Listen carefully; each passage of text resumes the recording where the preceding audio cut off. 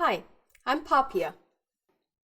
In this problem, we have the graph of a function. We have to use this graph to compute these three limits, and then we have to discuss the continuity of this function.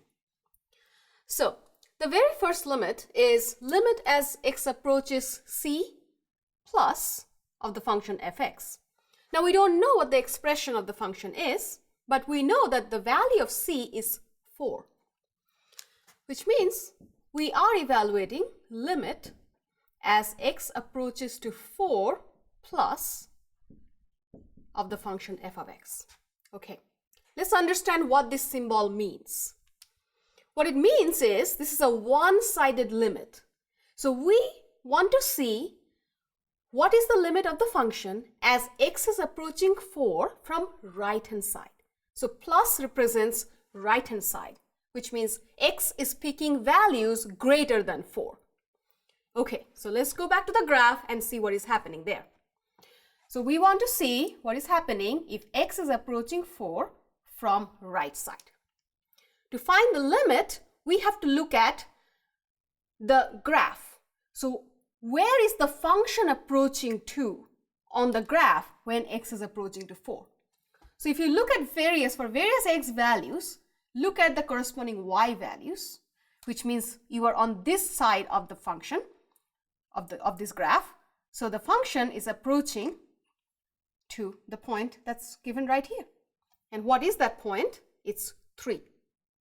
So from the right hand side, when x is approaching to 4, function is approaching to the point 3.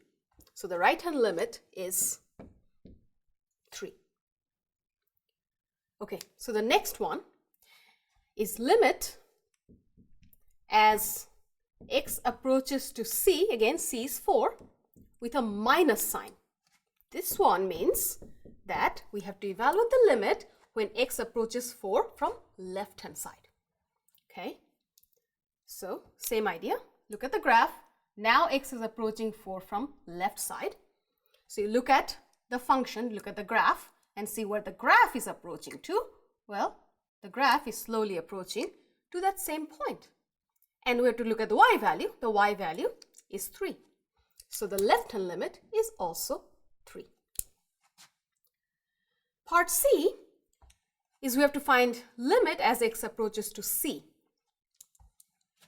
which means we have to compute limit as x approaches to 4 of the same function. So what is the definition of limit x approaching to 4? Well, the limit exists if both the right hand and the left hand limits are equal. And if they are not equal, this limit does not exist. Well, let's see. The right hand limit is 3, left hand limit is 3, so they are equal. Therefore, this limit exists and it's 3 as well. So we computed all the limits. The last thing we have to do is discuss the continuity of this function. Now, look at the graph. When we discuss continuity of a function, we actually discuss continuity at a point. So, if you want, let's pick a point, which means an x value, and discuss if this function is continuous at that point. Well, you can pick any x value that you want, but for convenience, I'm going to pick x equals 4 and just see what's happening, because we have been dealing with x equals 4, right? So let's see what happens at x equals 4. Is the function continuous? Recall the definition of continuity at a point. A function is continuous if, when you evaluate the limit of the function as x approaches to 4, that limit has to exist and should be equal to the value of the function at that point, 4. This is the definition of continuity. Okay, so let's see what's happening at 4. Does the limit exist? Limit x approaches to 4. Well, look at part C. That's the limit we just computed, right? This limit is 3. It does exist. Okay, let's now figure out what is f of 4. Look at the graph. See this point 4, 3? That's a point on the graph of the function, which means f of 4 is 3. So this is 3 as well, which means they are equal. So yes, function is continuous at 4.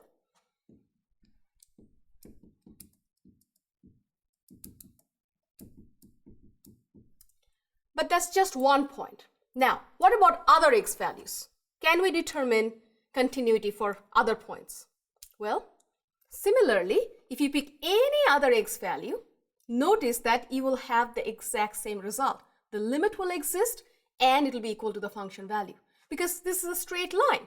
In common language, we say that a function is continuous if you can graph it without lifting your pen. And you can do that because this is a straight line and there is no gap, there's no hole. You can actually draw it without lifting your pen. And that particular language means actually this fact that the limit should exist and is equal to the function value. So in a similar way, we can say that at every x value, this will be true, and therefore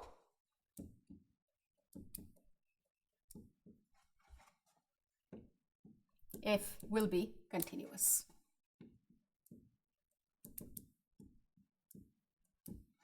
And therefore, this is a continuous function. That completes the problem. Thank you.